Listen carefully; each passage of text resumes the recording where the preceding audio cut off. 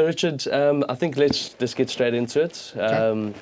I'm sure a lot of the questions that you'll be getting is with your vast experience. I'd love to just get a dive into your background and just understand a little bit more about your work within your traditional business as well as the MLM space. So, I mean, can you give us a nice in-depth background? Yeah, well, we won't go too in-depth. Okay, please, yeah.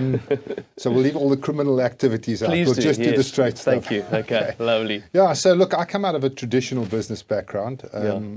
In the sort of early 80s, I started an audiovisual company, a recording studio basically, which we did a lot of advertising. We did things like Homer's Mum and Royco and Tastic Rice and Cameo Lets Her Legs Do the Talking and all of those kind of things. Hundreds of adverts that you would actually recognize if you heard them. Yeah. We also did movie scores. So we did the music for Out of Africa was actually done in our studio, which was I wasn't involved in the actual recording of it, but the company who did the music hired our studios to do it.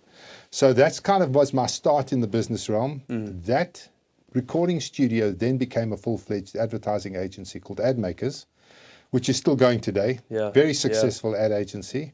And during that time, we also started a company called Burco, which is a courier company. And so that became one of the biggest courier companies in South Africa. So my sort of background is in traditional business. Yeah. But I kind of got introduced during the advertising agency days, I got introduced to the concept of multi-level marketing. And a guy walked into my office. He was looking for somebody to do some advertising for him, and he then explained the whole MLM play to me and how people signed up, and 2 people became 4, became 8, became 16, and I was like completely blown away with the whole concept. Yeah. Then in 1999, we'd sold all of our businesses. Okay. So I sold my companies and I became a waiter. Okay. Yeah. So I bought a whole lot of property and then I waited for the money to come in every month. Great job, waiting. Yes, it's absolutely one of my favorite jobs. Okay, So I'd become a waiter, so I was waiting for my money to come in. And we were busy renovating one of our properties and it was chaos. So I was sitting with my wife at the Wimpy in Claremont. Yes.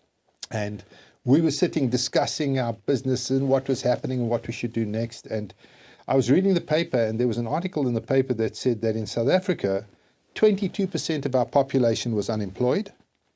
22%. Wow. Okay, so of the current, at the time, it's about 47 million people in the country, 22% not employed. So somewhere around, what's that, 10 million people out of work. Yeah. And then on top of it, not only were 20%, 22% not employed, but that was if you hadn't given up hope of finding a job.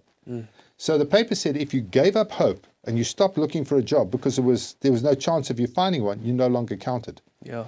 So those people who'd given up hope didn't count in the system, and said to my wife, look, somebody needs to do something about this unemployment problem. And she said, well, you're sitting on your backside doing nothing. Why don't you do something about it? For the full video, click the link in the comments below or find it on our channel at MLM4CEOs.